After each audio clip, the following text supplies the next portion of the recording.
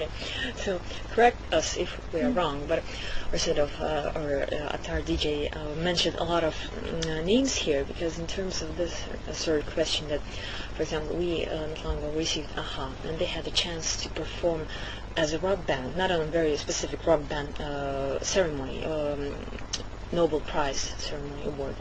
And for example, Pink Floyd also is a rock group. They had the chance to perform on the Crush of Berlin at that time. Yeah? And you, as we know, you had the chance to perform on the sort of grand, I don't know, meeting or something like of the when they had rejoining of Hong Kong and China. So, how did you feel that, and what was the procedure of you being invited? I felt to really that? excited because obviously to play anywhere is cool and exciting, but to play at a historical moment, it's quite bizarre to feel that you're a little part of something very, very important that will go down in history. What was especially good was that it was at midnight, and I was playing either side of midnight, meaning that during the course of that song it changed hands, and I think that was the most special element, of the whole performance, that it was not just at 11 or at 1 o'clock in the morning, it was really either side of. Okay. Говорит, естественно, всегда приятно, когда приглашают тебя, но особенно приятно участвовать именно в каком-то историческом моменте. Вот. И, естественно, это было грандиозное событие, и чувствовать себя частичкой вот этого исторического события было интересно. А еще, она говорит, очень было для меня вот такое значительно эмоционально, было то, что она выступала именно в полночь. То есть вот это на переходе 2 дней исторических, да, как вот прошлого и вот будущего, вот она именно выступала в полночь. То есть вот это не в 11 с чем-то там, вот именно песни исполняла в 12. Я понимаю, я этим блистательно, безмозглым вопросом вас подвел к мысли о том, что Vanessa-Mae социально значимый персонаж. Я просто хотел какую-то дебровскую нить протянуть. Меня, например, никто не позовет вести концерт, посвященный воссоединению Грузии с Турцией.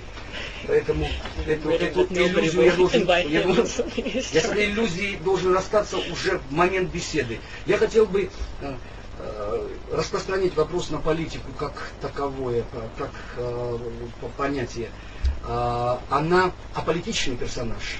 Если она участвовала в таком эпохальном событии, она понимает, что волей-неволей иногда артисту ее ранга придется иметь дело с такой отвратительной, не переводи, штукой, как политика. И не дай бог российская. Okay, so, well, as a person inside, do you feel something interested in politics? I mean, do you feel like a person who is known, considered to be a popular person? Well, he understands that sometimes he will be involved somehow in politics or in people politics. How do you feel? I'm not interested in politics. I don't, it doesn't interest me, and I'm sure if it started to, I'd have a lot to say about it. But right now, I feel my place is just to, not even preach, but just to play music. I'm in entertainment, and politics shouldn't be entertainment, maybe. It's not. Он говорит, вообще я, конечно, не интересуюсь, да, то есть я чувствую свое место, и я все-таки считаю, что я должна какой-то приносить положительные эмоции, развлекать. Теперь настроя.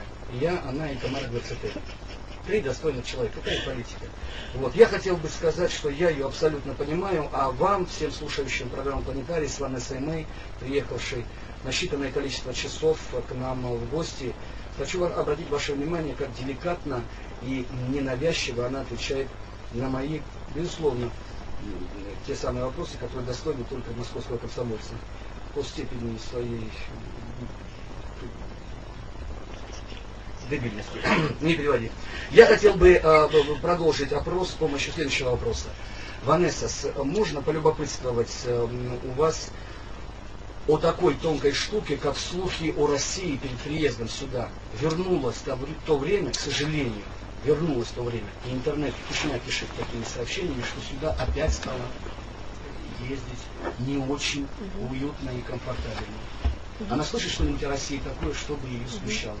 Okay, do you follow somehow news, well, all around the world, and especially about Russia? Because recently we had this change, which we had, the situation in Russia, which we had some few years ago, when it's not very, let's say, comfortable to go to Russia, I mean, for concerts, for anything. In terms of many, politics or economical conditions or something, do you hear some kind of news or you feel some kind of pressure on that, about that or something?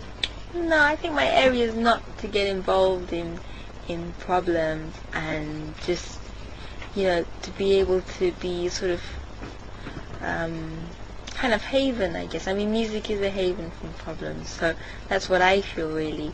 Yeah, there was some drama about some TV show this time when I came that it doesn't any longer exist because of some political or whatever. So, you know, things get taken in or taken out of the schedule, but it's not something that I am sort of in the know about on a day-to-day basis at all.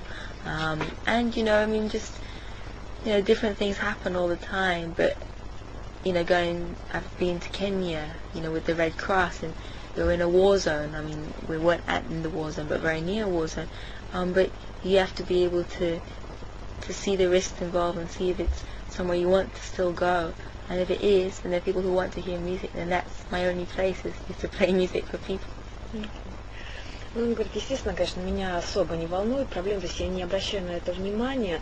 То есть могут, как бы, все меняется, да, жизнь течет в разных странах по-разному, все меняется, предположим, может исчезнуть та программа, где меня должны там транслировать или так далее, но это все не настолько, это второстепенно по сравнению с тем, что я, как бы, все-таки стараюсь заниматься музыкой, и, предположим, если я ездила в Кению там с Красным Крестом, да, вот, то и мы выступали там недалеко от военных действий, то для меня было, естественно, важный момент, что меня хотели слышать. И если хотят меня слушать и слушать мою музыку, то для меня это Понятно. Спасибо за хороший ответ. Я хотел бы перейти к тому, с чего, собственно, можно было начать. Но это был самый элементарный путь к успеху.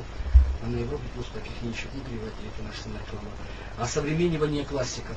Она, это уже исторический факт, единственная, кому удалось, я уж не говорю про возраст, удалось приблизить классиков к привередливому молодому поколению, в первую голову. Может ли она вспомнить то время, когда ее попытки осовременить классиков воспринимались в штыки, если они воспринимались? Okay, so, well, not even speaking about your age, you were the first one, let's say, first one, who really got the chance of bringing closer our classic music, closer to the masses, let's say.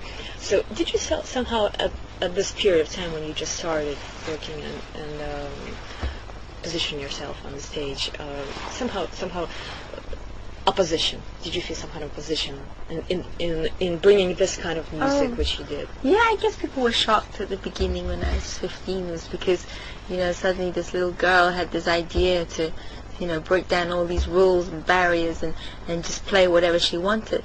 And I've never wanted to tailor-make my career just to make other people feel comfortable. I'm going to tailor-make a career to my desires and artistic demands, and that's how I have always shaped my career and will always continue to do so. So, you know, if some people's noses are put out of joint on my adventure in music, it's not really my problem, it's their problem much more than mine. And to tell you the truth, I guess people were a little bit shocked at the beginning, but I've given them time. I've given them 7 years to observe my career and show them that it's possible to have a pop and a classical interest if you really want to be an artist. Хорошо, фашистское окружение Ванессы показывает мне, кстати, давно мне знакомое, показывает мне пальцами вовсе не знак «Вива», а знак приведения беседы к логическому финальному завершению. Я хотел бы напомнить вам, что это очередной подарок от лучшей радиостанции Европа Плюс всем, кто любит качественную музыку. Vanessa-Mae у нас сегодня в гостях, и вопрос один, предпоследний вопрос, очень короткий. Насколько я понял, она не студийная. Она тот человек, который, в отличие от большинства, предпочитает лайв-общение с публикой. So, a short question. So, your preference is to work, let's say, live. You're not a studio person. I mean, I am. I love being in studio. But in terms of concerts. Yeah, I love being in studio because you get a chance, because I'm a very detailed person, and when it comes to getting something right, I will spend until 7 o'clock in the morning to get one little thing right. That probably nobody else will notice, but myself as the artist and writer will notice. So I love being in studio, you know, but it's a different perspective, because you start, you know, spending weird hours, you start honing in on certain details. They're only a little part of a big picture, which is 60 minutes of music. So you kind of lose attention of you know, the real perspective, which is getting out there and getting in touch with people and playing a live concert. That's why when I do finish an album, I do then want to go on a live tour. But to tell you the truth, I don't love one more than the other. I used to love touring more than I did recording, but now that I'm so much more in control of different sides of my recording, and I started writing, I'm much more interested in it now. That's good. Я все понял из монолога, потом попрошу тебя отдельного, вылезающего из ВВН листка с переводом. Я, грузинская бездарность, завершил разговор с Vanessa-Mae, на считанное количество часов заехавшей в Москву. Хочу сказать напоследок то, чего от меня и ждут люди, избравшие меня мессией 49 лет назад. Она красивая, но, к сожалению, не наша с вами, дорогие друзья. Спасибо ей.